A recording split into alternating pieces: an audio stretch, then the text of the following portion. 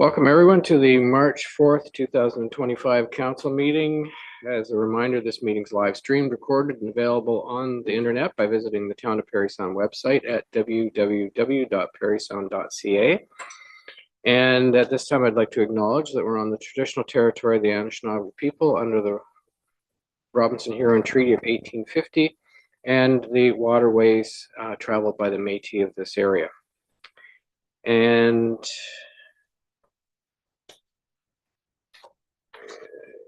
next is the agenda. So, may I have a mover and seconder for the agenda, please? Oh, hang on one second.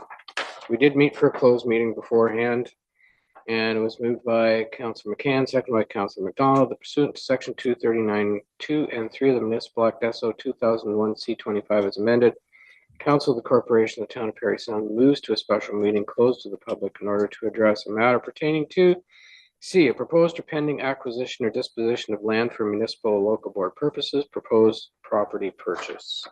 That meeting was held on the agenda. Moving to seconder for the agenda, Councillor McCann and Councillor McDonald, that the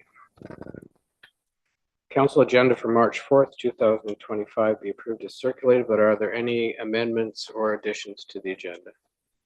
No? All in favor then? That's carried. Mover and seconder for the minutes. Councillor Keith, Councillor Borneman, that the minutes from the regular council meeting of February 18th, 2025 be approved as circulated. Any discussion or comments on that meeting? Seeing none, all in favor? That's carried. Now, ladies and gentlemen, we're going to take a few minutes to hold a public meeting to hear any interested persons with regard to a proposed zoning amendment application under Section 34 of the Planning Act. May I have a mover and seconder to adjourn the regular meeting? Councillor McCann, Councillor Ashford, that we do now adjourn the regular meeting and declare the public meeting open. All in favor? That's carried. Ms. Johnson, can you explain how the public was notified of zoning amendment application Z2501 for the Town of Parry Sound? Mr. Mayor McGarvey, notice was given by electronic newspaper and advertised on the town's website. Notice is therefore considered to be provided in accordance with the Planning Act. Thank you. Mr. Rand, can you explain the purpose of the proposed zoning application? Thank you, Your Worship. The proposed zoning amendment is a housekeeping amendment to section 4.6.1.2 of zoning bylaw 2004-4653. And this section outlines requirements for ancillary dwelling units. If approved, the amendment would address barriers to ancillary dwelling unit development. Notably, the current regulation requires that ancillary dwelling units be constructed in the upper level of a garage only. And the proposed changes would allow for ancillary dwelling units to be constructed in a one-story standalone building. The bylaw would also help to clarify this regulation in order to improve interpretation, correct grammar, punctuation, and formatting. Thank you, Your Worship. Okay, thank you. In accordance with the Planning Act, Council will consider all matters placed before it prior to granting a zoning amendment. The public body who files an appeal of a decision of the Council of the Corporation of the Town of Parry Sound in respect to a proposed zoning amendment does not make written submission to the council before it provides or refuses to provide a decision, the Ontario Land Tribunal may dismiss the appeal. And at this time, does anyone wish to speak in favor of this proposed application for zoning amendment? Is there anybody online that might? No? Okay. I'll ask one more time. Does anyone wish to speak in favor of the proposed application for a zoning amendment? None. So then we go to, does anyone wish to speak in opposition to the proposed application for a zoning amendment? I'll ask one more time. Does anyone wish to speak in opposition to the proposed application for zoning amendment? Don't see anyone. So Mr. Rand, have there been any letters received as a result of this notice? Comments have been received by the building department, which indicated no concerns, and no other comments were received on the application. Okay, thank you. Mover and seconder then that we adjourn the public meeting. Councilor McCann, Councilor Keith. We now declare the public meeting closed. All in favor? That's carried. Thank you. And we're on with the regular meeting. So at this time, are there any questions of staff? Councilor McCann. Thank you, Mr. Mayor. I guess this would be for Chief Thompson. So the town received some correspondence regarding the enforcement of parking in no parking zones and fire lanes and such. I've heard different stories over the years as to who's responsible for what. So if we take a look at places like Sobeys and where the medical building is on Bow Street, there are no parking signs. There are fire lane, even up at Belvedere, but many people choose to ignore these signs. And you get some congestion, and I know what the medical building often deliveries and pickups and such are the drivers are frustrated because they can't get in, they can't get around. Whose job is it to enforce and provide tickets or citations to those who refuse to honor these signs? Through you, Mr. Mayor, our parking bylaw is relatively clear in that private property is the responsibility of the property owner for enforcement of provisions on their property. There are options for them to enter into agreements with the town on a cost recovery basis for the provisions of those services right now. And in my recent memory, we haven't had anyone want to enter into those types of agreements with the municipality or approach us where we haven't had those agreements. I shouldn't say we haven't wanted people, or people haven't wanted to enter into them right now. Currently, the medical building is looking into entering into an agreement with us. They're deciding whether they want to do that. Overall, it is the responsibility of the property owner to enforce on their own property. So just to follow up to that then, because a lot of these signs look like municipal signs, and I guess it's confusing out there as to who's actually looking after that, but that shouldn't matter. So this is interesting. And you mentioned that the medical building is looking into this. Are the other establishments, I'm thinking like about No Frills or Belvedere and such, are they aware that they could enter into such an agreement with the town? Through you, Mr. Mayor, I have no idea if they're aware of it. However, what I can tell you is that they have not approached us to discuss those issues or what opportunities there are available. To your other point with regards to signage, any signage that is enforceable has to be of a prescribed nature. So it's very specific what the signage has to be. To that point, there was a recent article in the North Star where there was actually a sign shown. That sign would not be enforceable by bylaw or even by their own staff, because it's not of the prescribed nature of what the sign has to look like. So that's very specific in the Highway Traffic Act about what signage has to be able to enforce parking. So that was my final question, was what about such parking spots where most parking lots have handicap spots? And so you're saying that you have to have the proper signage for it to be enforceable by our bylaw department? Through you, Mr. Mayor, there has to be the proper signage for it to be enforceable by anyone, even by the owner for that matter.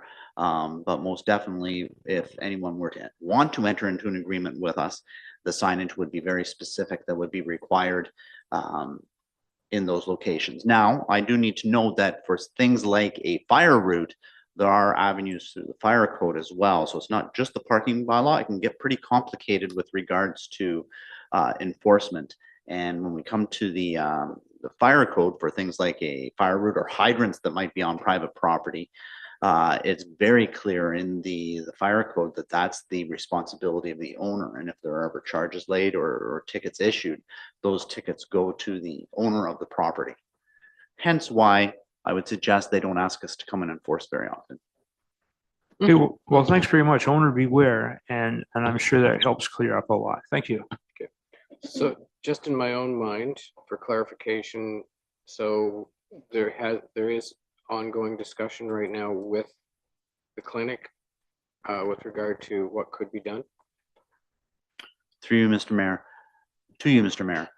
Yes, currently we have had discussions with the owners of the property. Right. And that's who any agreement would need to be with, is with the owner of the property. Second question would be, have we looked at what other municipalities do, that sort of thing in situations like this? Through, to you, Mr. Mayor. Yes, actually, Allison and I were just speaking about that today. And typically, smaller municipalities, due to capacity issues, do it very similar to what we do. When I say smaller municipalities, I say small urban municipalities, 20,000 or less. If cities get involved, they will sometimes have a different approach, but their capacity is significantly different than the bylaw department of a small municipality. Right. Okay. Very good. Any other questions of staff? Councilor Keith? Thank you. Questions for Mr. Cairns. I just wanted to clarify, now that the rain has started for a little while, will that have any impact in any more snow removal, or are we about the same? What's happening? Please. Through your worship. So we're pivoting at the moment away from snow removal, not focusing on it, and certainly going to make sure we can alleviate any issues with the extra runoff from the warmer temperatures and the additional rain, especially in the next day or so. There are flood warnings out there, so might just take the opportunity to, again, I know we've discussed it in the past, if you happen to have a catch basin near the end of your driveway and you know where it is and you're capable of uncovering it, it's probably not a bad idea, as staff will be responding and trying to keep up. But depending on how much rainfall we get, certainly helping ourselves would be a good thing. And I have one more question, and that is to do with overnight parking.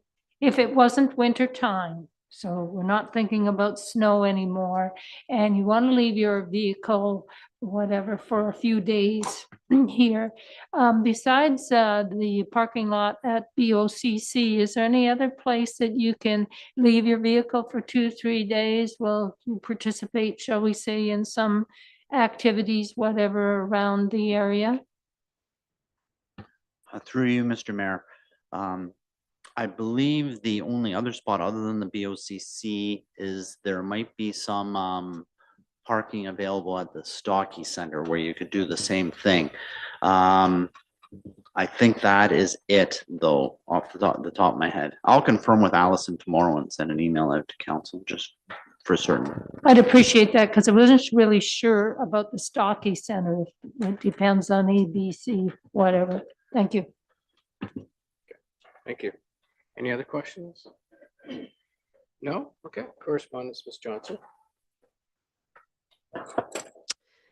Thank you, Mayor McGarvey. The first item of correspondence is from Blake Grace, president of the Parry Sound Seniors Club, with a request for relief from the parking control bylaw on Saturday, April 5th, from 9 to 4 for a euchre cribbage tournament.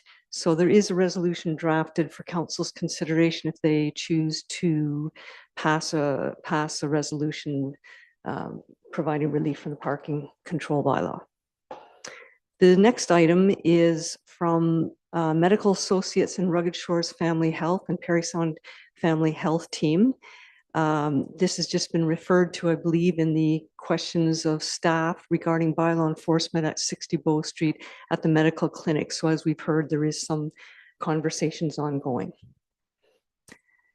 The next several items of correspondence are responses from other municipalities in support of resolutions that the town of Parry Sound has passed.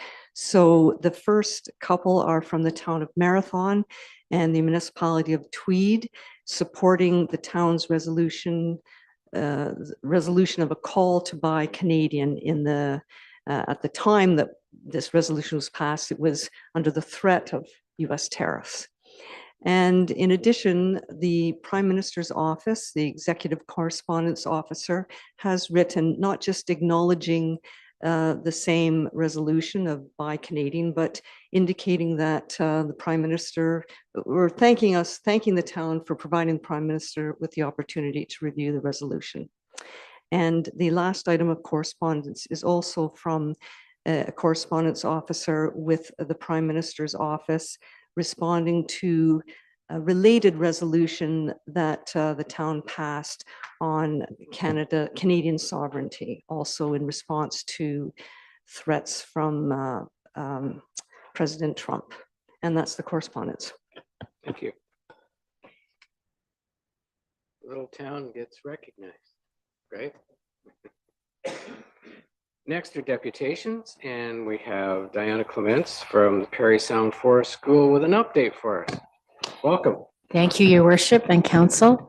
I'm going to do my best to get this going. Is it possible, is there something else that you could talk about while I'm getting it ready so that I'm not feeling like I'm taking your time up if it takes me a minute? Not really. We go. Okay. We'll just wait. Okay, I appreciate that. Now, I hope I get this right. Okay. Maybe Council Asher would sing a song for us, but I'm not sure. Maybe one my daughter brings home from forest school, actually. Okay. Okay. So far, so good. Now I just need to get Zoom back up and running. Mr. Mayor, we could take a tally as to the number of people who are garnering ties this evening. No, See, it's we have a okay. count of 4. You got 4? No No, wonder you can't balance the budget. no, you have one on? No, I don't. Oh, you don't? Oh, sorry. This is only you and No. Paul, I think. You promised. I didn't feel like it. Present at the top right there?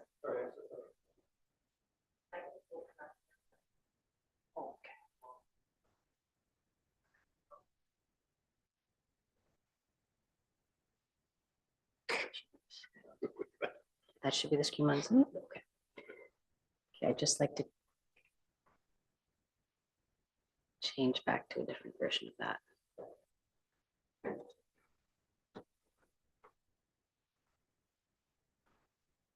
Sorry.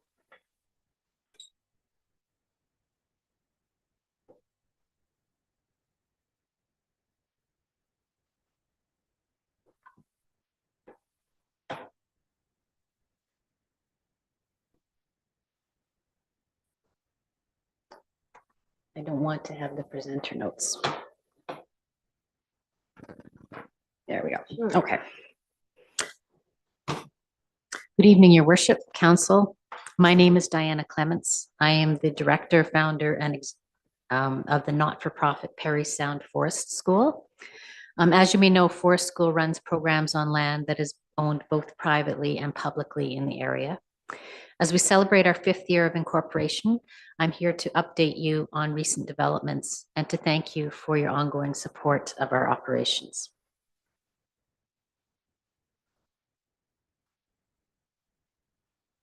In 2020, I took early retirement from my position as a teacher with the Near North District School Board. I made this move because I am concerned about the future of our planet and of our species, and see both of these being irrevocably tied to and dependent upon the health of our children. What we experience in childhood shapes who we become as adults. For most Canadian kids, childhood is not what it used to be. Do you remember your childhood? I spent hours climbing trees, rolling over logs, finding salamanders, splashing in puddles, having snowball fights with my brother, and just hanging around outside. Although we didn't know it at the time, we were actually testing ourselves and the world around us. We were using our big and small muscles. We were developing social skills. We were figuring out what it takes to be really a healthy human. We developed resilience and the physical and emotional foundations for healthy adulthood. Unfortunately, in 2025, this has become the norm for many children. According to the Center for Disease Control, children between the ages of 8 and 10 spend an average of 6 hours a day in front of a screen. The damage caused by the screen-based childhood has not gone unnoticed by the medical community.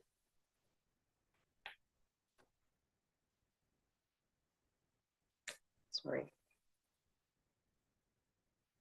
In 2015, a coalition of Canadian experts in the field released the position statement on outdoor active play, which listed childhood diseases and conditions which can be attributed to the loss of outdoor active play in the lives of children.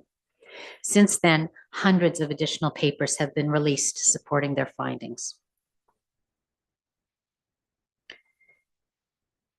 including most recently the position paper on outdoor active play released in February 2024 by the Canadian Pediatric Society.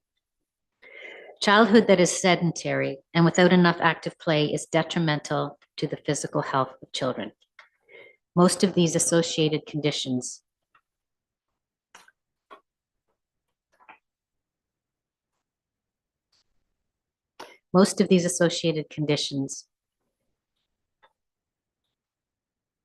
many of these associated conditions rarely disappear in adulthood.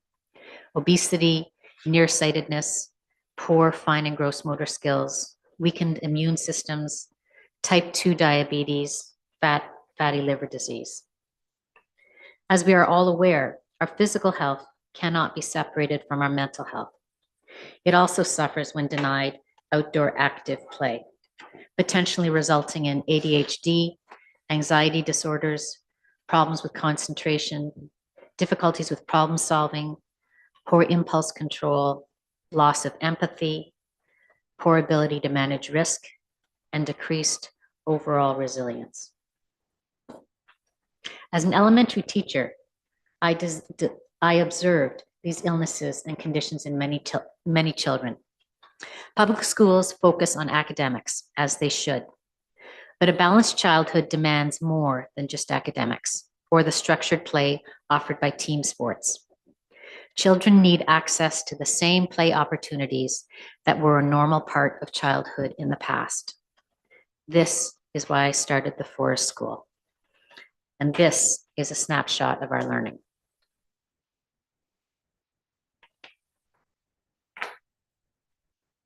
Sorry.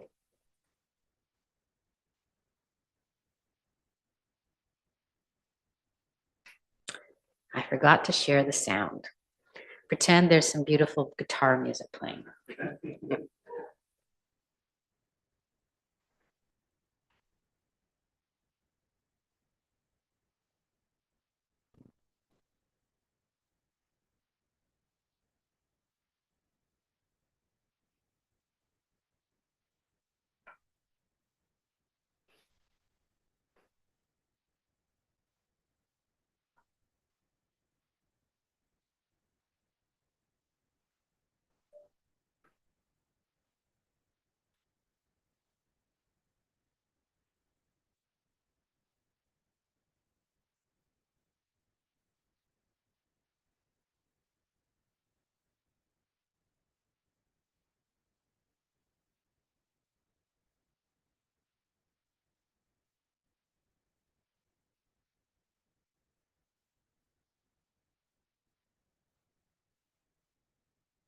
While I'd like to go into the qualifications of our staff, our pedagogy and philosophies, time this evening doesn't allow me to do that, but I would like to share a few other details about our organization.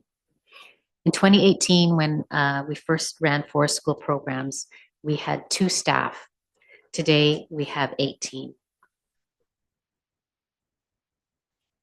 We've gone from having 1 site at Canadore College to having 7 sites across the district.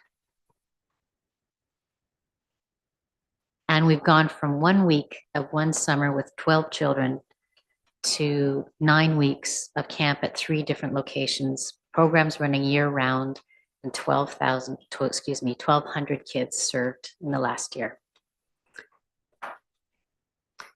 These are the locations where we will be offering our forest school in the 2025 year. So we're all the way out to the homestead where the goats are, the Holmes family, the Carling Recreation Complex, Georgian Nordic, Kinsman Park, Canadore College. We're doing a 2-week pilot on Wasauksing.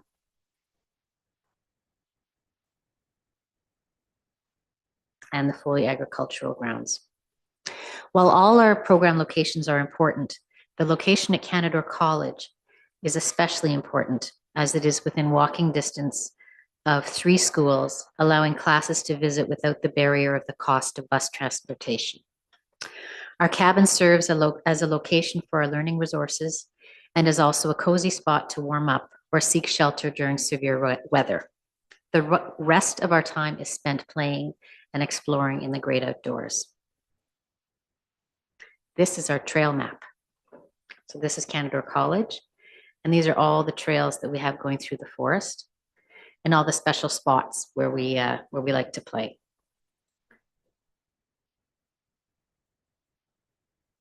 This forest is a very special place. On behalf of the Board of Directors, my colleagues, and the families we serve, I would like to thank the Town of Parry Sound for partnering with us and allowing us to use the property both on Parry Sound Drive and at Kinsman Park. We couldn't serve the community in the way we do without you. And for this, I am truly thankful. Now, I wish I could end the presentation here on this positive note, but sadly I cannot. Because this map illustrates, because this is the official plan for the town of Parry Sound. And this land, the land that's on the map that I just showed you, is zoned for development. To my understanding, this land was originally purchased by the township of Carling and the town of Parry Sound with the intention of using it to build a pool there. Now that the recreation complex is being located elsewhere, I ask you to consider preserving this land as a green space so it may continue to be used by walkers, hikers, dog lovers, cyclists, and other community members who seek solace here. I request you consider the ecosystem services that this forest performs in its role as carbon capture, considering the ice cap commitments made by the town. And finally, I implore you to consider the children of the Parry Sound Forest School and the thousands of young lives who have touched and will be touched by this forest moving forward with any future.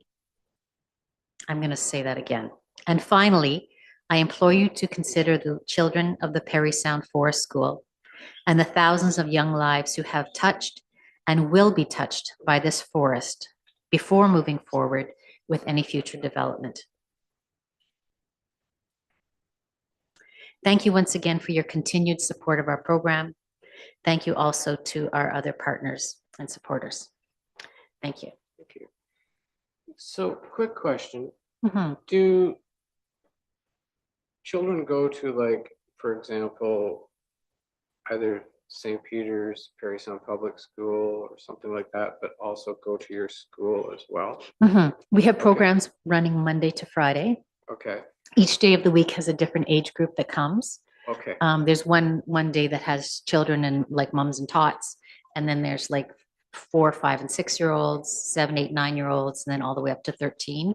And parents withdraw their kids from the regular school one day a week to attend those programs. Okay. But we also have school groups come weekly as well. okay. I wondered how that worked, so thank you. Yeah, for that. Councilor McCann. Thank you. I have a couple of questions, actually. Thank you for coming this evening. I can see why you wanted to wait after the technicalities from last time around. So thank you for coming back. I'm really excited about the way in which you've grown and expanded. I didn't realize it was that size and that you affected that many people. What you're asking this evening, what kind of a succession plan does the school have? I know this is a difficult question and it's hard to answer, but are you planning 10 years or you have a strategic plan that you'll be around 25 years from now? That's my first question. That's an excellent question. Thank you for asking it. I am planning on, I have this year, we've hired 2 new people, one person as a program manager and another person as a kind of events coordinator. And I'm gradually releasing my duties to those folks so that they will be able to continue doing what I'm doing, supporting the forest school. We are going to be having audited financials this year for the first time. And after that, I'm hoping we'll be able to look at getting a grant to allow us to do some really solid succession planning. That is certainly on top of mind. It comes up at every board meeting.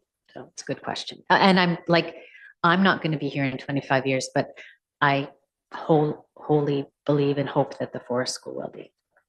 You never know, you might be. Anyhow, so my second comment is Councillor Ashford and myself were having an interesting discussion a few weeks ago about the necessity for children to take safe risks. Mhm. Tell us, and for the benefit of the public, how important that is that kids get out there and be allowed to fall and scrape their knees and get bobos on their selves. I have a whole other presentation on, well, not on this computer, on risky play. Risky play is a whole field of research right now. We know that if children don't, a big important part of what we did as children is learning, recognizing, if I climb up a tree, I can manage that amount of risk. I can climb up a tree, and if I fall down, I can get up again and I can continue and build on that. If kids are never allowed to fall down, they never learn how to get up. And if kids are not able to fail, they never learn how to succeed. And it's developmentally absolutely crucial. And the kind of risk taking that children are doing today is largely online.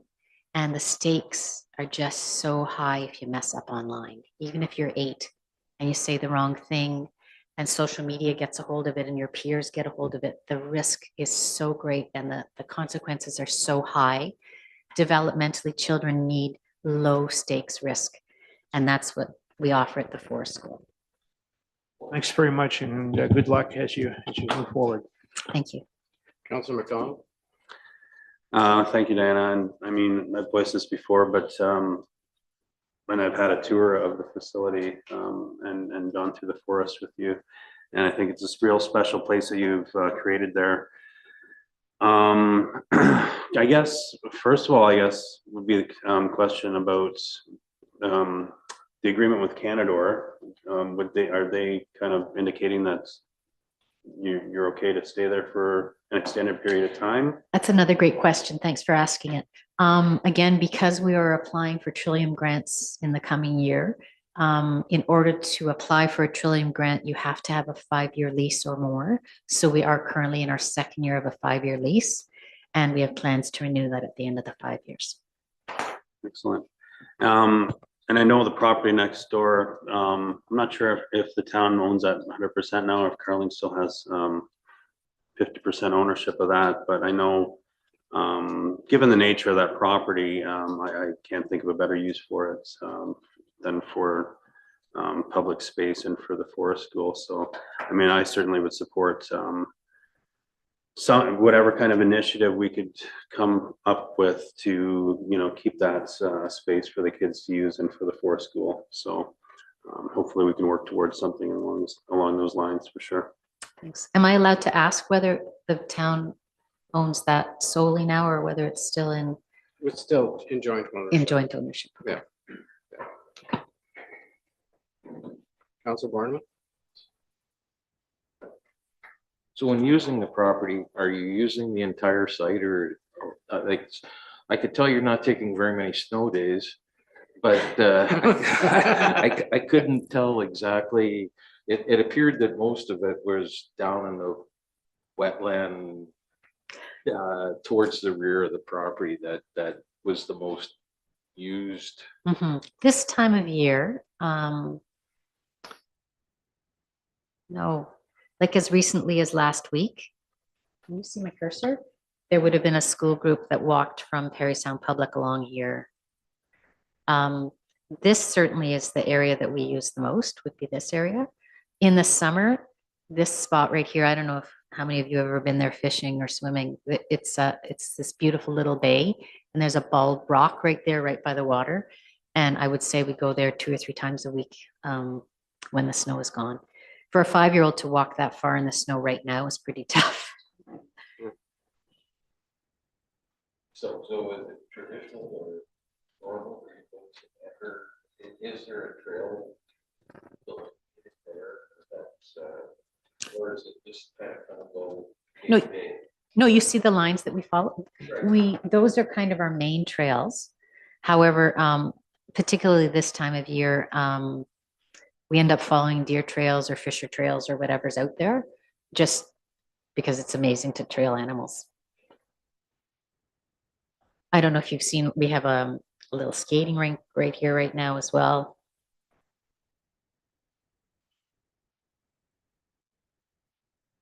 I know we don't go past this spot here because it belongs to the Harrises, and we agreed that we wouldn't do that.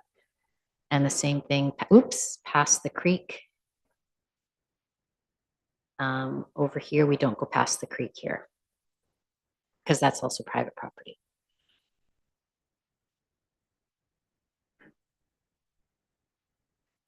I think this is worth council having a conversation about it. I mentioned to the CAO that we should have a conversation about the property and I guess proposed zoning that they've got for the particular piece of property, and we'll have that at some point. Yeah, I think what you're doing is extremely important for the future of children and development. Thank you. Yeah.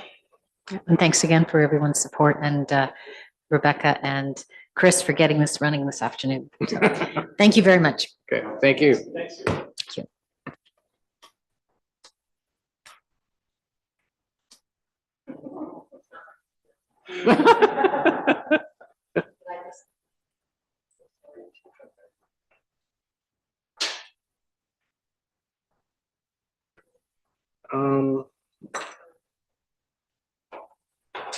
So next is reports. We'll start with Councillor Keith tonight.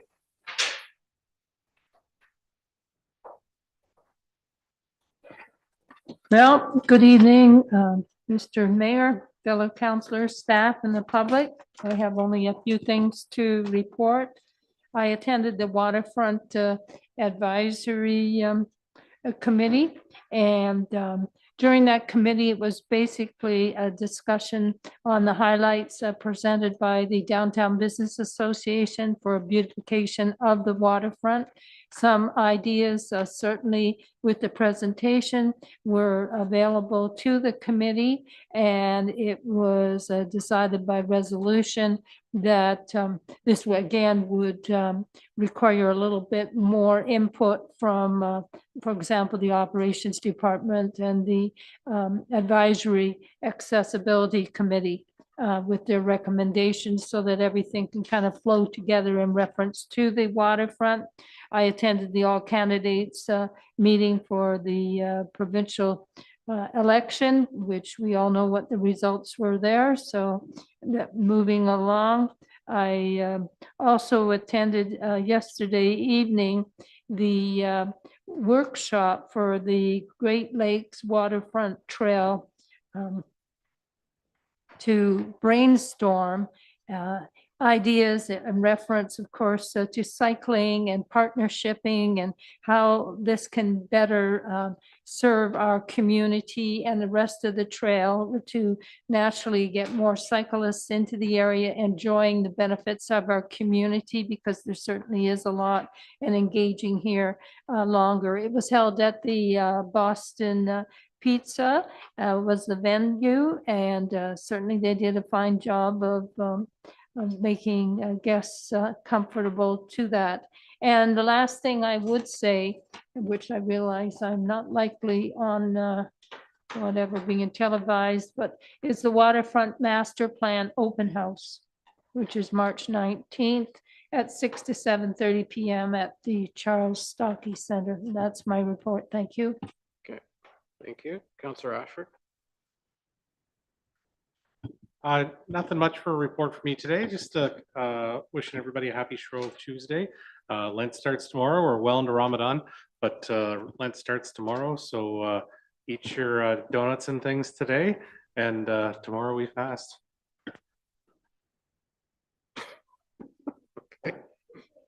Councillor McCann. That was short. Good evening, Mr. Mayor and fellow councilors, staff and public. As Councillor Keith just mentioned, the Waterfront Committee Advisory Committee meeting was held here in Chambers on the 24th. Just adding to what Bonnie said, Jeremy Rand gave us a bit of an update as well.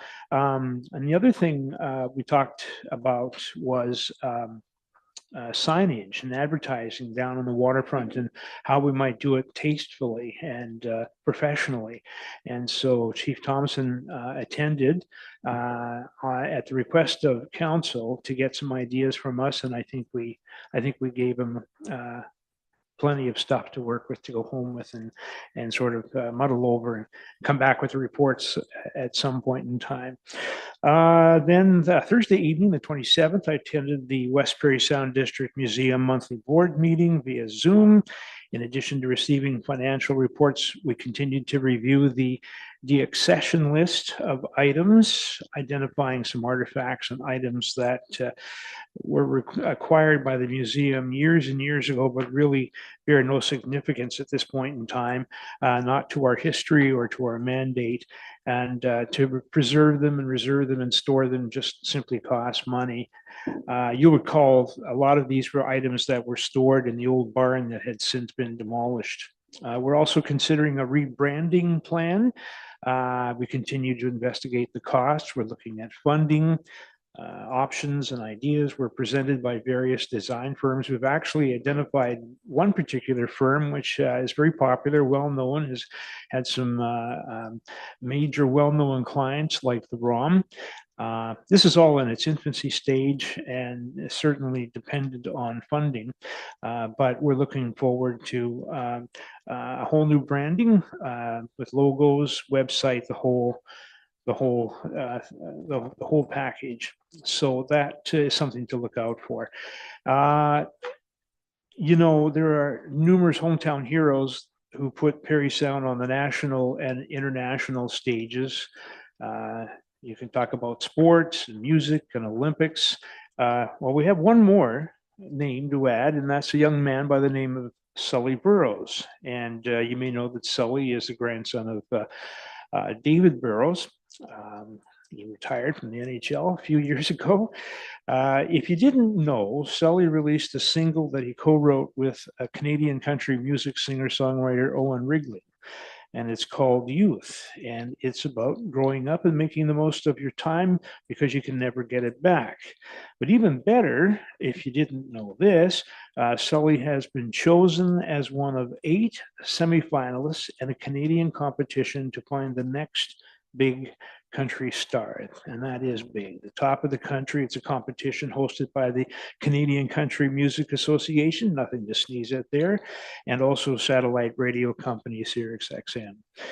The prize comes with $25,000, and I'm sure with the notoriety, that's just the beginning. So he's since released a second song he co-wrote with Bradley Hale, who also is a Canadian songwriter from Elmira, and he's making a name for himself. The song's called Think of Me. That came out in January. Sully is partnered or is signed with Partners Record label out of Toronto. And I'm certain that this is a name you'll see on the charts very, very soon. If you Google his name, you'll see that there's a lot of Sully Burrows action and excitement out there. So congratulations, Sully. We're watching for you. And that's my report. Thank you. Thank you. Councillor Borneman. Thank you, Your Worship. Good evening, everyone. I'll be quick as well. February 26th, I attended a meeting at Belvedere Heights. Wide variety of topics. Tenders for the new additions have been opened, and we're working with the ministry, still inching, I hope, closer to announcing a build there. We'll keep you posted. The only other thing I wanted to speak to tonight, it's not you know, we think of ourselves in a small town as not having much influence. But with President Trump's tariffs today, I think Canadians in general need to be cognizant of what's going on. And I hope I see fewer Amazon trucks in town and that folks start shopping local and buying Canadian. It's your future. And if you start small and work from there, and if we don't, we'll soon be swallowed up by the whale. And that's my report. Thank you. Yeah. Councilor McDonald? Thank you, Your Worship. Good evening, Mayor, fellow councilors, staff, and public. I'll be brief. February 25th, I attended the all candidates meeting at the BOCC. On March the 3rd, I also attended the Great Lakes Waterfront Trail presentation at Boston Pizza with Councillor Keith. And yeah, I don't have much more to add other than I'll echo Councillor Borneman's comments about supporting local, buying Canadian, and we'll get through this one way or another. We have to. And Canadians are a tough, proud people, and I have every confidence that we'll get through this. Thank you. Yeah, I will be brief tonight as well. February 24th, I attended a municipal employee pension committee meeting. Then in the afternoon, on the 24th, I attended a candidates meeting at McDougall, New McDougall Rec Center, or whatever they have by Nobel School. Then February 25th was the provincial candidates meeting at the BOCC. February 27th was the emergency medical services meeting, which was held via Zoom. And I'll echo those sentiments as well, that I think it's extremely important that we as Canadians pull together as a solid front against, basically, we are being attacked economically by a much larger country. And they seem to want to change the world in their shape and form or whatever. And quite frankly, I think the snowball will stop here, because I think from what I heard today, the number of provinces that are coming up with methods to counteract some of the tariffs and to show the Americans just how much they rely on Canada for power and a variety of other different things that they need to know.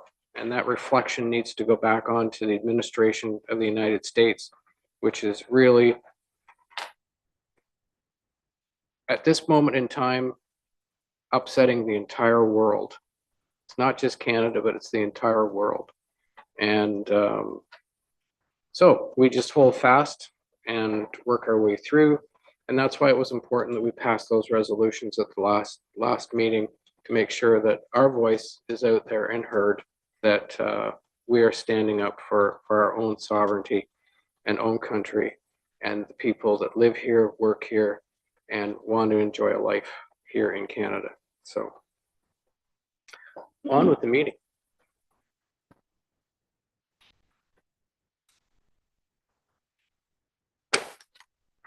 Geez, once you take that one away, there's nothing left.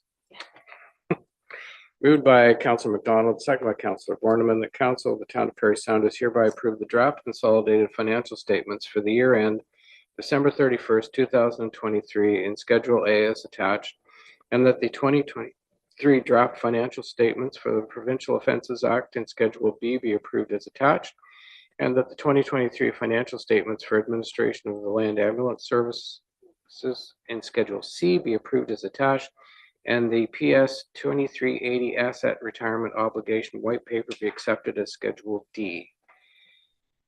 Now, Ms. Phillips, I will turn it over to you, and then I think it's going to be between you and BDO Yes. for the next part. Oh, thank you, Mr. Mayor. So tonight, the draft 2023 consolidated financial statements, POA statements, and statements for the administration of land ambulance are before council for approval. Some of the highlights are the town had a surplus from 2023 operations of 7.1 million for financial statement purposes. Cash and cash equivalents are up at 44.1 million compared to 38.2 million in 2022. And new in 2023 was the application of the asset retirement obligation standard.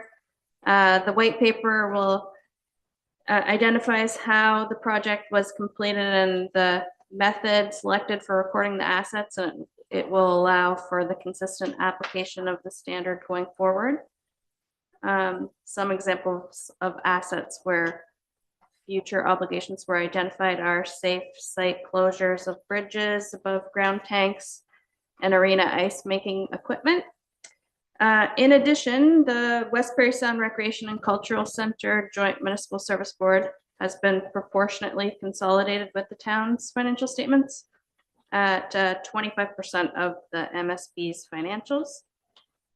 And the town's consolidated statements also include the library and the DVA land ambulance POA in town. So I'll turn it over to Glenn Ventracek, partner at BDO, and Heather Mason, senior manager, to deliver their independent audit report. Thank you. Welcome, folks. Evening. I'll only take a couple minutes. I will pass it over to our senior manager, Heather. After that, she'll run through 4 or 5 last minute items to make sure that we're able to finalize the audit. My first reaction is this year was 2023's audit. It's what I call a clean or an unqualified audit opinion. That's what you're hiring us to do as auditors, is to ensure you get a clean audit. If it was not a clean audit, if it was qualified, then that would mean that something's either not put in the financial statements in accordance with GAAP or different things. So so I wanted to make sure that people understood that it is what I call a clean or an unqualified audit opinion. Everything that Stephanie just highlighted was a very, very brief summary of that. Asset retirement obligations was a pretty substantial standard. It probably took several months in coordination of a number of different departments and teams. So I wanted to acknowledge to Stephanie and her team and all the building works departments, because it is a very large task to get that type of liability summarized and coordinated. So everything else on the financial statements are in accordance with our accounting standards. I wasn't going to go through line for line, but if anybody had questions on the numbers or on the statements, I will open it up at this stage. If there are no further questions, then I'll pass it over to Heather and she'll do another quick summary of finalizing that audit. Thank you. Anything, I'll pass it over to Heather. Awesome. I don't see any questions. And I'll share my screen quickly to just go over the report. So this report will look similar to prior years. I'm just going to highlight, just due to time, a couple of key items in the overall report. So I'm going to start on slide 5. Sorry, I clicked ahead there. So slide 5 goes through just where we're at with the overall status of the audit. So we're at the final stages and just have a couple more steps before we can actually sign the audited financial statement. So one is topping up our subsequent events work up to our report date, which is expected to be tomorrow. Receipt of the signed management letter and adjusting entries back, along with the approval of the draft financial statements, which is expected to occur at tonight's council meeting. Slide 6 and 7 summarize our significant risk areas of the file. So these are areas in which we perform additional audit procedures in, just due to the increase of material misstatement. So the first one listed there, management override of control. So this is a risk that we raise in all of our audit files. So just given management being in the position that they are in, there's an increased risk of them potentially overriding controls that are in place to be able to potentially manipulate financial records or misappropriate assets. So to address this risk, we test the appropriateness of journal entries recorded throughout the year to help identify anything unusual that might appear not in the normal course of business. We also maintain professional skepticism throughout the audit, specifically when auditing any estimates that involve more management judgment, just in order for us to identify where there could be potential management biases. So all testing in this area was executed as planned. Nothing significant noted. The second one there is in relation to revenue recognition and purchase cutoff. So in common with most municipalities, there's a risk over revenue and expenses being recognized in the incorrect period in order to present a balanced budget. So to address this risk, we look at purchases around year end to ensure proper cutoff. And we also reconcile the grant revenues amongst the funding agreements to ensure that they've been recognized or deferred appropriately. Again, all testing in this area was executed as planned. The last one here, new this year, as Glenn and Stephanie both mentioned, was in relation to the asset retirement obligations due to the new accounting standards.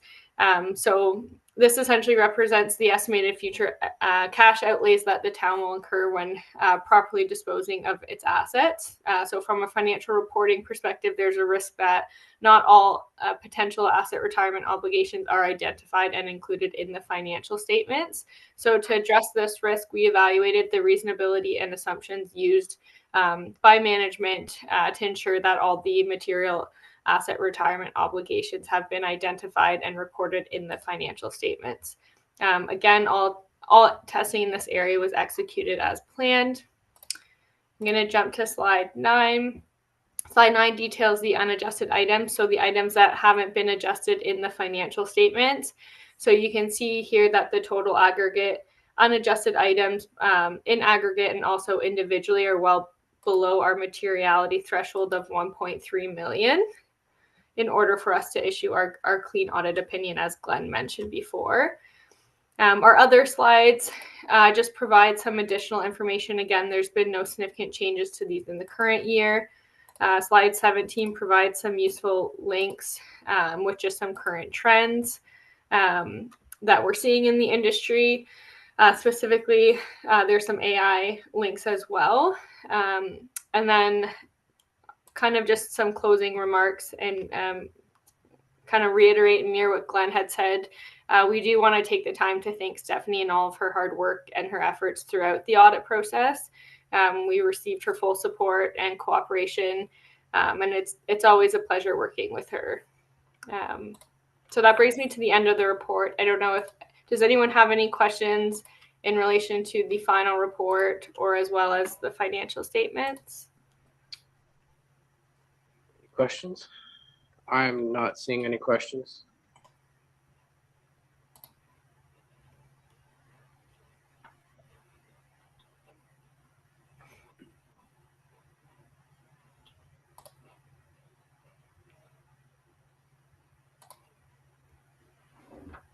There's no questions, so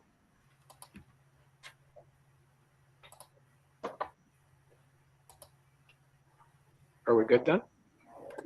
Thank Okay. you. Okay, thank you. Thank you, guys. Thanks, everyone. Yeah.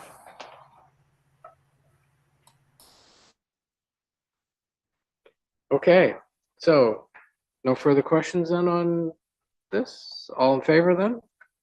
And that's carried, none opposed.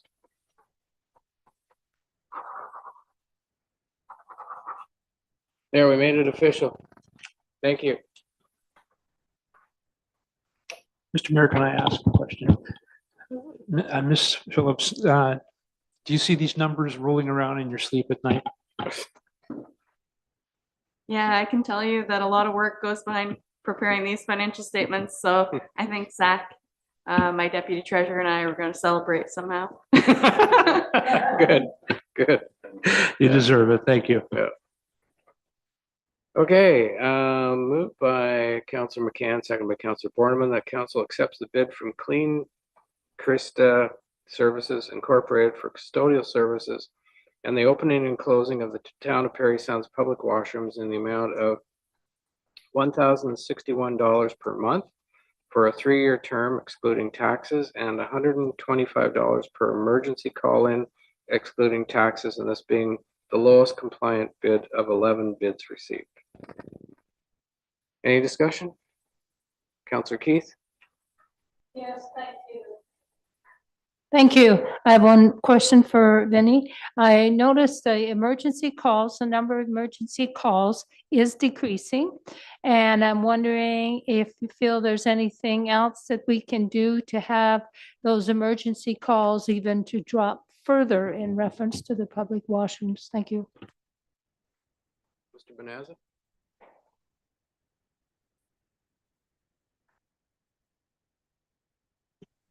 Through you, Mr. Mayor, in regards to dropping the emergency service calls, unfortunately, we have particular some users that use the washrooms, and now we've extended the hours to those washrooms. And we do have extra cleanings throughout that, so we can't control too much how users kind of abuse the washrooms, but with the extra cleanings, hopefully this will cut down on the emergency call outs that we have to have.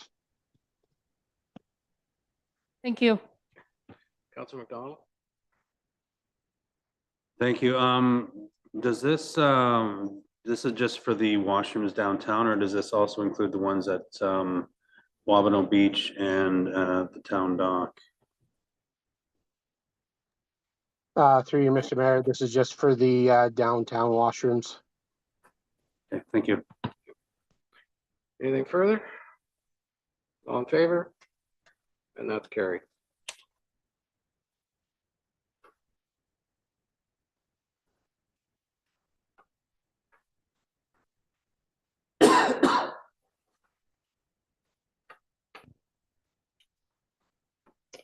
Moved by Councilor Borneman and seconded by Councilor McCann. The council accepts the quotation from Croft Industrial for the supply and installation of a new shopper's dock at the location of the existing dock to be funded from the Capital Asset Replacement Reserve Fund. Any discussion? Councilor Keith? Yes, thank you. I just have one query. Certainly the company that is being proposed here, it seems in the past we've had very good service. I'm just wondering though, in reference to the Shoppers Drug dock, is there any reason that we didn't consider any sort of lighting? How are we going to cover that in any other aspect?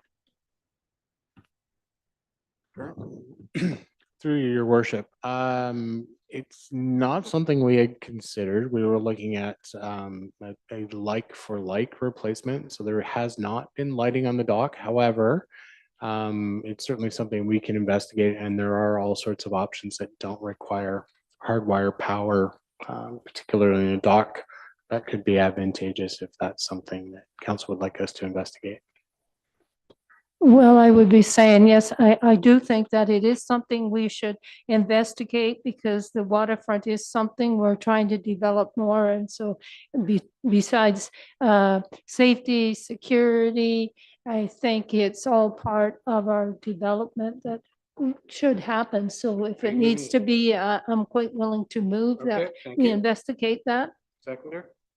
Councilor McDonald? Any further discussion on investigating that? Any comments? Councilor Borneman?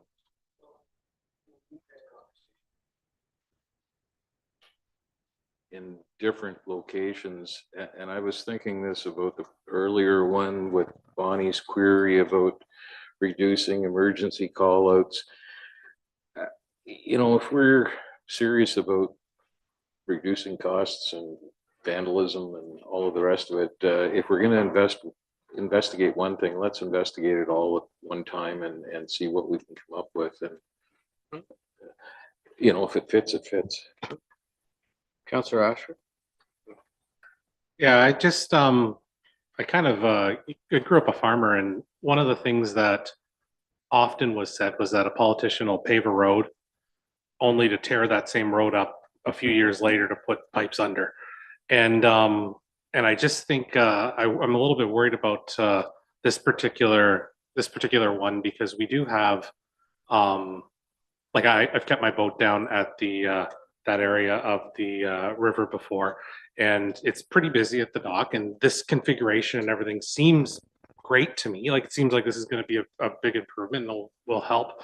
But with Councillor Keith and some of the other comments, I don't know if we have it nailed down. Like it seems good, but I think I think we send it back to get a little bit more information to consider, like lights and maybe, you know, a few varieties of different things that we could do. And I think especially like I think we got to move now because we want to have this ready for this year. But at the same time, like we have the waterfront master plan and we have the waterfront advisory committee. Like it would be good to have a little bit of, if the feedback's been given, or if we can get some feedback from those two parties on what might be best for this particular spot. Because it might, like the lighting sounds great, but at the same time, maybe there's something else we haven't considered. So I'm not seeing how this impacts the construction of the docks though. Like the lighting can be standalone. I mean, with solar lighting and that sort of thing. I mean, we can do that. The cameras are an addition that we're doing anyway. So this contract allows Croft to get the material ready so that they can start building this in the spring and we get that rolling. And I wouldn't want to see that impeded by us later on having to figure out what kind of lighting we're going to get, because we can add that in anytime. Fair enough? Because otherwise this is going to wait. And I'd like to see it go. Yes, Councillor Ashford. Yeah, my concern is a bit more, yes, with that. It's what are we not considering because we're not experts in the area, is where kind of where I'm at with it. Is there something that could be a problem if we go ahead now? I think we almost have to go ahead now because we want it ready for summer, but I'm also worrisome that maybe if I don't want to make it so specific that we're saying cameras and lights. Can we make it a little more broad that when we need action? Yeah, whatever the report comes back, that there can be more things considered than just what we've thought of at this table here. Mr. Kearns, please. Thank you, Your Worship. And I think Chief Thompson and I were probably thinking the same thing. So the cameras are happening outside of this dock project. And for council's information, we actually have 3 in the downtown core now that are placed and that are active and are recording. So we're exploring the same possible options for the waterfront, for the dock area as well. Chief Thompson and I have been talking about that. And just perhaps maybe to alleviate Councillor Ashford's concerns a little bit, we did look at the available space that there is to work with because there are water lots down there. So the town, we don't have access to that entire area upriver from where the parquet is.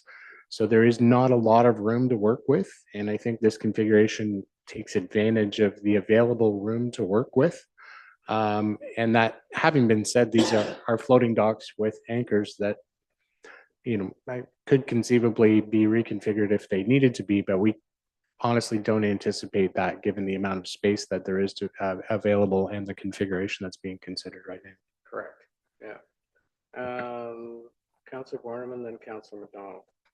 Thank you, Your Worship. To your point about, and others about getting this in, I didn't notice, is there a time frame when we're expecting this work to be completed? Through Your Worship, I mean, the intention is for the 2025 season, so it will really depend. There may be a whole lot of outside influences happening now that weren't anticipated previously with the industry that supplies materials and raw materials. So certainly the plan is to do it as soon as quickly as possible. Councillor McDonald. Thank you. I guess just one query. I've had this brought up to me before, but is there a possibility to have some sort of signage at the end of the pier to indicate where the shopper docks are for people that may not be aware coming in off the bay until they get up to that area? Like, is there a better way to maybe advertise that we have those docks available for public use that are free?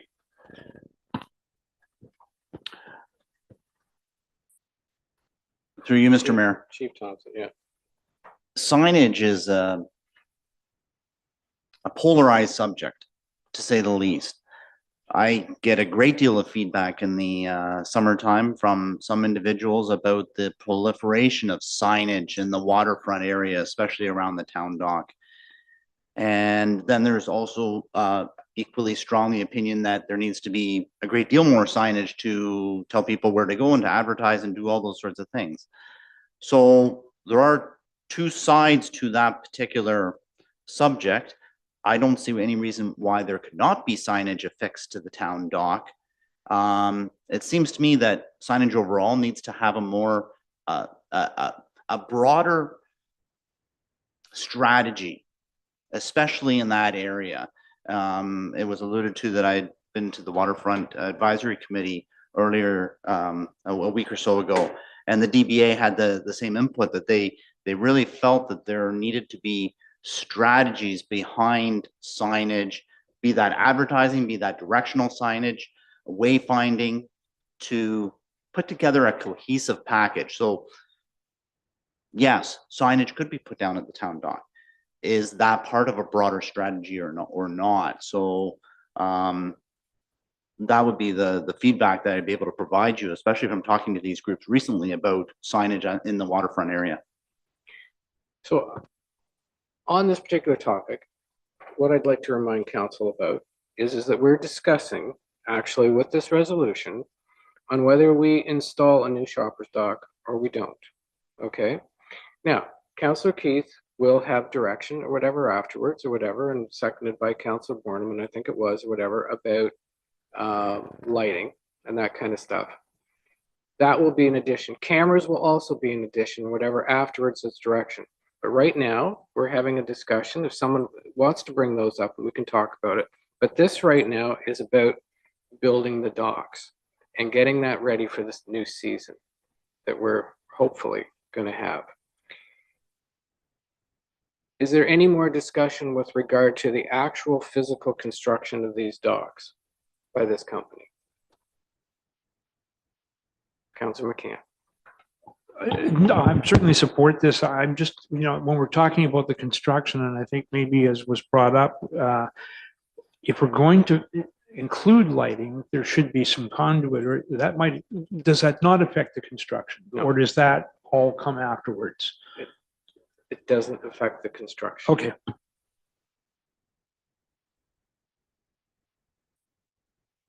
Any more questions about the contractor and building these docks? No? All in favor? That's carried. Thank you. Any opposed? One's opposed, but it's carried. Okay, so we've had some side conversation about cameras and lights and all that kind of stuff. Councillor Keith has made a direction with regard to would like some lighting, and which is above and beyond what this is. So, and we have a seconder for that. Is there also the investigation of cameras in that particular area as well? Yeah, okay. And signage? So we can include all that in the direction, Councillor Borneman?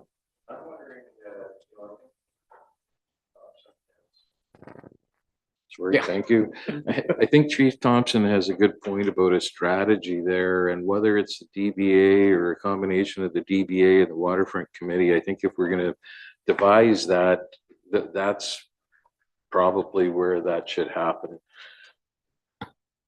A conversation is a good thing. Councillor Keith. Yes, thank you.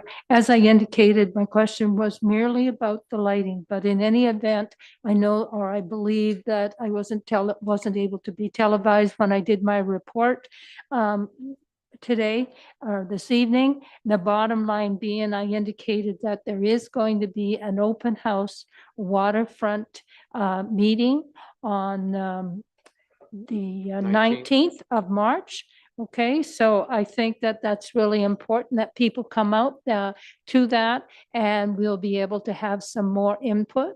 Because I know at the waterfront advisory meeting that I attended, there was discussion about signage, but also certainly what Mr. Thompson has indicated, that basically how I interpret that is we don't also want sign clutter and sign confusion.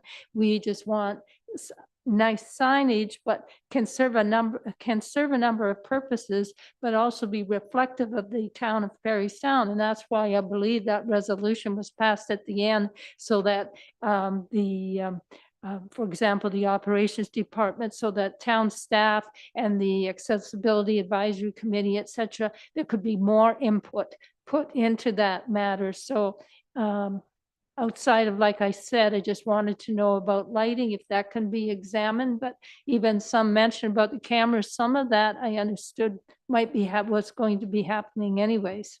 Thank you. So basically the direction then is to investigate lighting, signage, and cameras. That covers all three. And do that. Councilor McCann, Councilor McDonald, did you have? No, you're good. And then Councilor Ashford. So I certainly support the lighting. The cameras that we've already talked about that are going in there, do we know where they're going at this point in time? We don't. So that's part of the, okay, all right. Does investigating signage mean we have to be committed to something at this point? Being sensitive to what Chief Thompson has said. What does investigation mean to you? Well, we talked about investigating lighting, signage, and cameras. We're not committing to anything right at the moment. We're going to find out, and they'll bring something back to us. Yeah, well, I could support the whole thing. Okay. Yeah. All right, Councilor Ashford. The only additional thing I think is that we're looking at something as our entire waterfront, this being a part of it. We're spending a lot of money getting a waterfront master plan. I don't think we should move ahead on these things or investigate these things without also getting input from the firm that's doing that waterfront master plan. It just as an example, maybe the lights here are going to be similar to the lights at a different part of the waterfront. And if we just investigate and get lights that'll work great at the shopper's dock, they might not work at the dock at the salt docks or something along those lines. Just getting input from people who we are already paying, a good chunk of money to make sure that this is a full cohesive plan across our waterfront. I think they'll be doing that. Councilor Keith. Thank you, Mr. Mayor. That's where I'm going. I mean, one of the purposes of that open house on March 19th between 6 and 7:30 p.m. at the Stocky Center, certainly people can provide some input and they can tell you where they're going. But naturally, any of the input that staff has, any of these suggestions for lighting, signage, etc., that is going to also be provided to the waterfront master plan, because we want the whole picture. We don't want little bits and pieces. Okay. Because I wanted to put it in my phone. The master plan on the 19th, is it starting at 6 p.m. or what time? 6 to 7:30? Okay, all right, very good. That's what I wanted to know, because I wanted to put it in my phone. Councilor McCann. So we know that we're going to put the docks in, and we want to get that in for this summer. So that's fine. Certainly with the waterfront master plan being presented and people having an opportunity to provide input. If you've looked at other waterfronts, they have a theme and it's consistent. So if you've got lighting on the shoppers docks, you want them to be familiar or similar to what's on the main docks or whatnot. So certainly I think that we certainly want a consistent theme. But the important thing is that we get the shoppers docks in for the summer.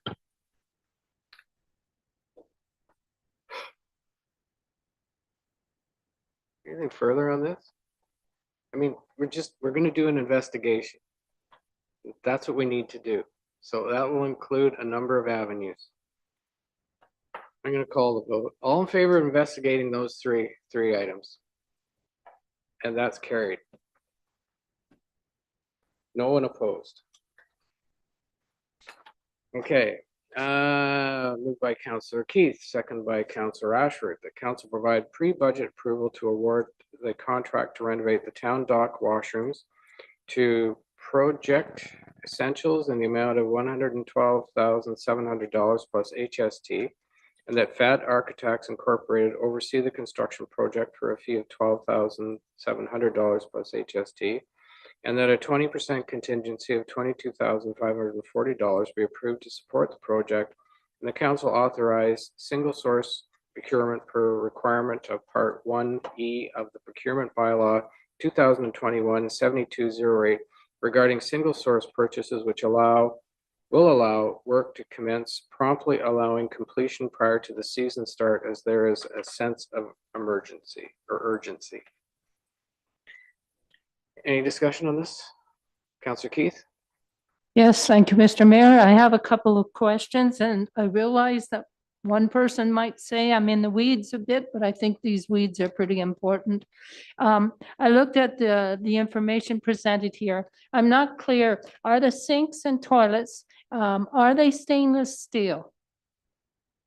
That's one question. Chief? Through you, Mr. Mayor, the sinks and toilets are stainless steel. There are options for something else, but the primary quotes are based upon stainless steel, which was the preference of staff. Thank you. My next question is, because maybe I'm off on colors, but when I was looking at, and I feel it is important, at least personally, when I was looking at the color of the walls for the paint inside, it said solitude.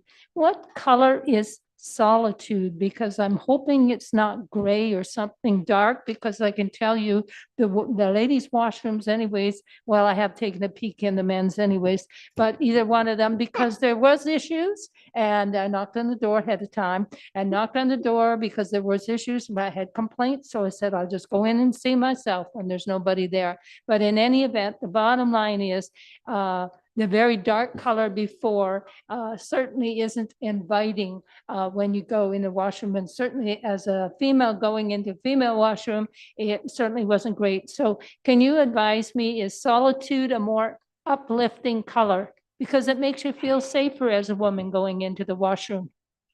Through you, Mr. Mayor, I am completely unaware of exactly what color solitude is. However, what I would suggest is that it was relayed to the designer that we did want the washrooms to be bright and airy. I would also suggest that that can be investigated regardless of the awarding of the tender, and if something needs to be changed, a color like that can be changed. That's all I'm looking at is an uplifting color, not something dark and gray. Thank you. Councillor McDonald? Thank you, Worship. Chief Thompson. It says in here that FAD Architects will oversee to make sure that it's done to their compliance for their design criteria, and also their want to make sure it's completed prior to the end of the first week in May. Is there a guarantee that it would be done before by that time, or is there a penalty if it goes past, or how does that work? Through you, Mr. Mayor. There is no guarantee, nothing built in with regards to penalties if it goes past. It's that's been a very clear request through the process. Both bids that were submitted to FAD were very clear in their suggestions that they will be able to complete it before that time frame. I am a little bit hesitant to any guarantees in the political climate that we're in these days with regards to supplies and what's going to happen over the next few months. That being said, I had this exact conversation with Brenda. She was extremely confident this would be completed before the end of the first week in May. I might have a toilet tariff on or something, you never know. Will there be a full wall in between the two washrooms as opposed to how it is now too? I think that was in the conversation as well. Through you, Mr. Mayor, that was a request of staff when they were doing the design, and it is included in the work. Good. Anything further? Councilor McCann? So I might have shared this with the Waterfront Committee. I'm not sure. I saw the perfect example of what I thought would look great. In Port Carling down by the docks there, their public washrooms are very bright and they're white and they're so clean. So I snapped a couple of pictures to show. I don't know if this is the kind of white and brightness that we're talking about. If so, great. My question is, are the showers going to be done away with? I see these barrier-free washrooms in the front here. Are we doing away with the showers? Through you, Mr. Mayor. That would be correct. The showers are a legacy item. At one time, when boats came in, they weren't coming in equipped the way that vessels come in now. Vessels that come in now are very much self-contained. That's the quality of the vessel that comes in. And the utilization of the showers, although once in a while they were utilized, it definitely was not very often.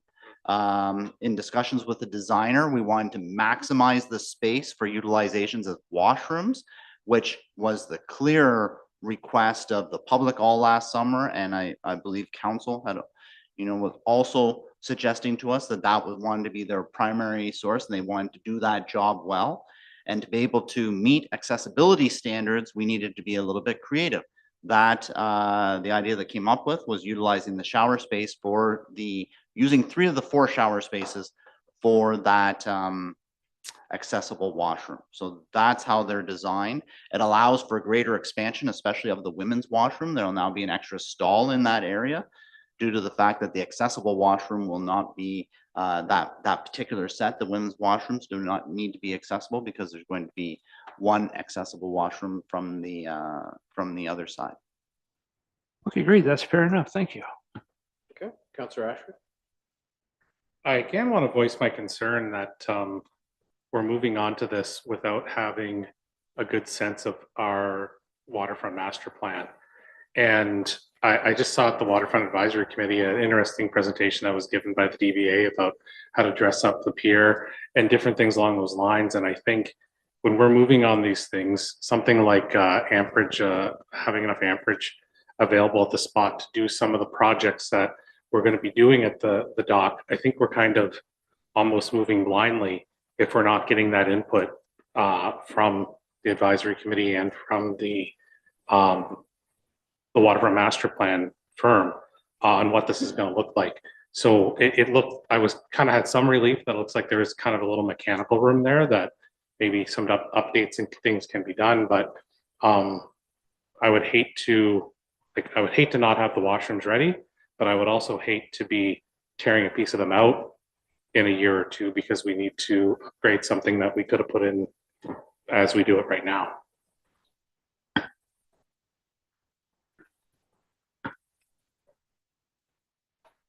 Any further discussion on this? I'm going to call the vote. Councillor Bornman. I'll remember. Councillor Ashford has a point. Do we have any time frame in which, if we approve this tonight, when do we expect or when do we anticipate work might start, Mr. Thompson? Through you, Mr. Mayor. The acquiring of materials will probably begin tomorrow. The ordering of the needed sinks, toilets, all those sorts of things are going to have to occur almost immediately. The physical work's probably not going to start till April. The month of April is, from Brenda's perspective, was the month that the actual construction was going to be done. But ordering of equipment and things of that nature will probably start tomorrow.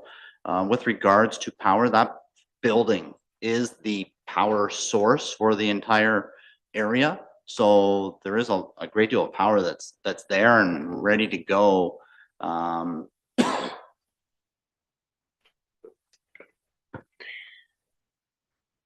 in favor?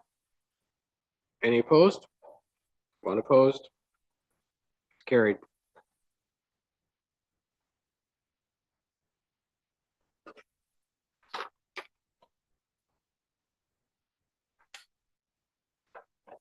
Moved by Councillor Ashford, seconded by Councillor Keith. The council provides pre-budget approval to authorize and authorization to single source the replacement and transfer of the town dock sewage pump out system due to the specialized nature of this project to Wabashine Machine and Welding Marine Pump Out System, $23,967 plus HST.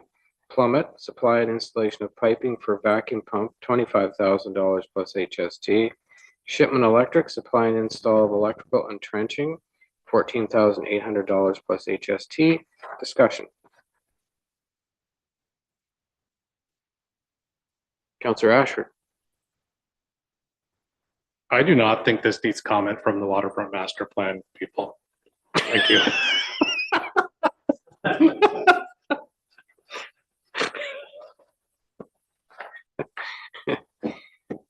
Thank you.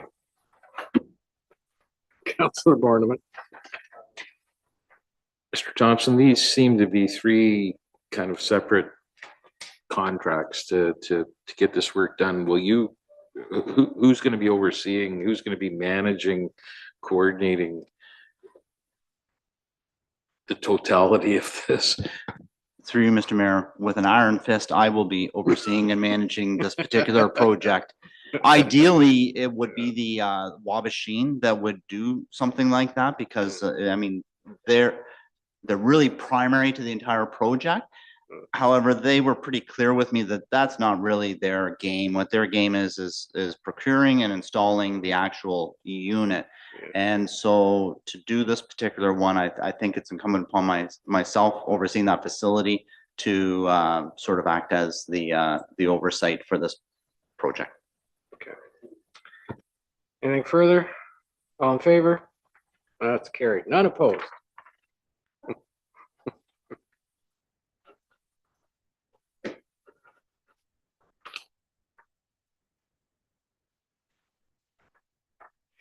Moved by Councillor Ashford and seconded by Councillor Keith. The council approved the pre-budget approval purchase of a 2024 dependable stock pumper truck in the amount of $803,555 plus HST to be delivered in 2025 upon the completion of the necessary modifications to the vehicle at Dependable's factory, and that an additional $25,000 contingency be available for unforeseen requirement modifications, and that the purchase be funded from the fleet replacement reserve.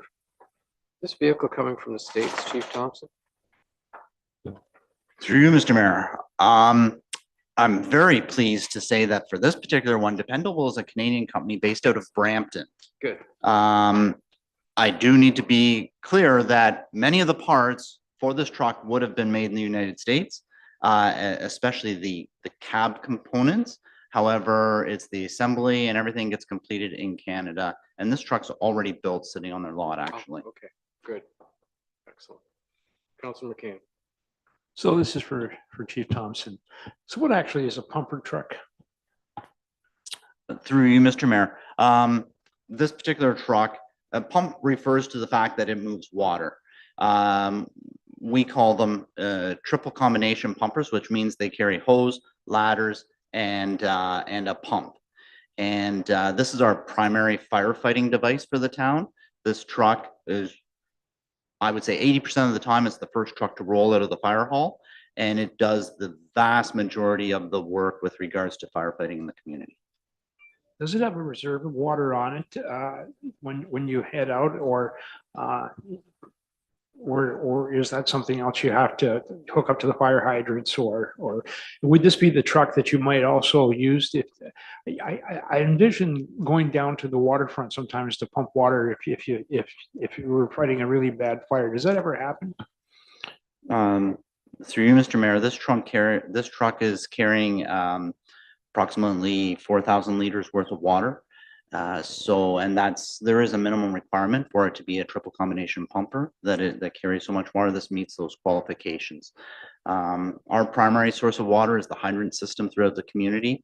We have in areas which have low water supply drafted out of Georgian Bay and in the harbor area and supplied water to fires, most notably the fire on Parry Sound Road about 6 or 7 years ago. We actually set a truck up right on the ramp at Champagne Street and moved water up the road. We wouldn't have to do that presently in that particular area because the Forest Street reconstruction actually fixed the water supplies in that area of town. But yeah, this truck carries 1,000 US gallons of water and on it, and that's what we utilize when we do our initial attack before we get hooked up to a hydrant to supplement the water supplies. Okay, great, thanks. Are we retiring one, and it will go for sale, I take it? Through you, Mr. Mayor, yes, we will post it through Gov Deals, see what we can get. A 20-year-old fire truck doesn't bring a lot because you replace them for insurance rating purposes, and every community is doing that. So, however, it's a nice truck, and it might be suitable for someone to purchase for $20,000-$30,000, something like that. Yeah. Oh, that's good, and you know, I really have to commend our fire department for the condition that they do keep the vehicles in. They always look pristine, so excellent job on that part. Councilor McDonald. Thank you, Mr. Thompson. So I think you alluded to it. Life cycle of these trucks, roughly 20 years or a little bit shorter. Through you, Mr. Mayor, trucks that have pumping apparatus on them are a 20-year replacement. All three of our trucks actually have pumping apparatuses on them. All three of our firefighting trucks. We do have a couple pickups, but the firefighting trucks have pumping apparatus on. 20-year replacement cycle on those. Okay. Anything else? All in favor? That's carried. Thank you.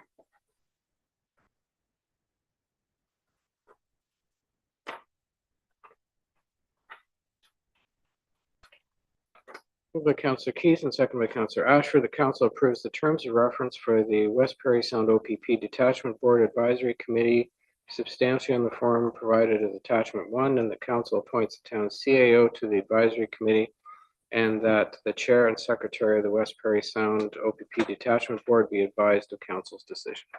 Any discussion? All in favor? And that's carried. Thank you.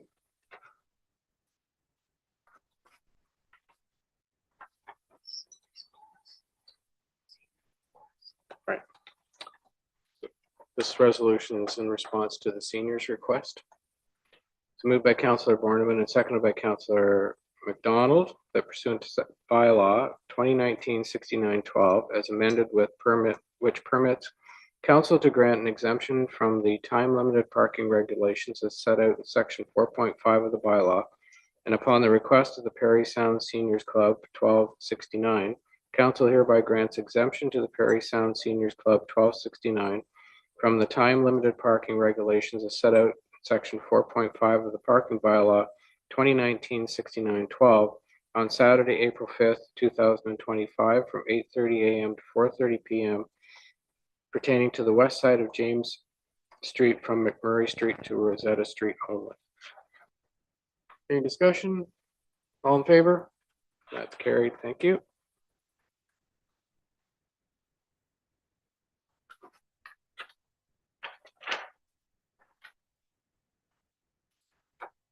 Moved by Councillor McDonald, second by Councillor Borneman, that bylaw number 2025-7480 being a bylaw to deem certain lots in the town of Parry Sound not to be lots on a registered plan of subdivision, Village of Carrington, to be considered as read a first time. All in favor?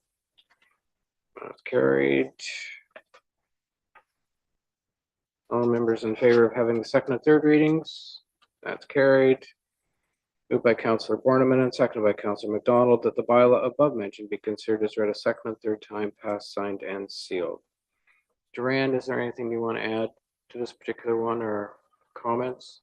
Thank you, Your Worship. I'll just add quickly that the bylaw that's before council is a little bit different than what's in the agenda package. We've added some additional wording as there was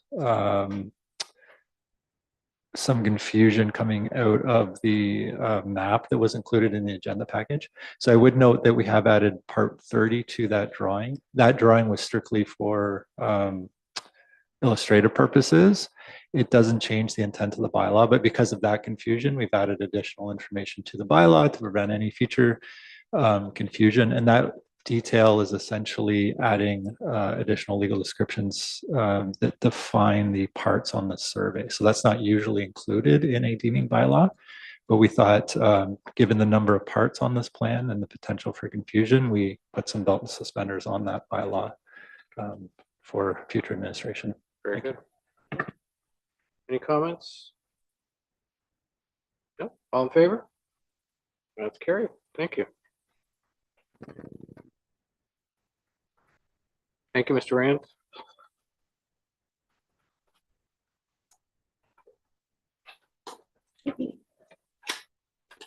Moved by Councillor McDonald and seconded by Councillor McCann that bylaw number 2025-7481 being a bylaw to confirm the proceedings of council be considered as read a first time. All in favor? That's carried. All members in favor of having the second and third readings? It's carried. Moved by Councillor McCann, seconded by Councillor McDonald, that the bylaw above mentioned be considered as read a second and third time, passed, signed, and sealed. All in favor? That's carried.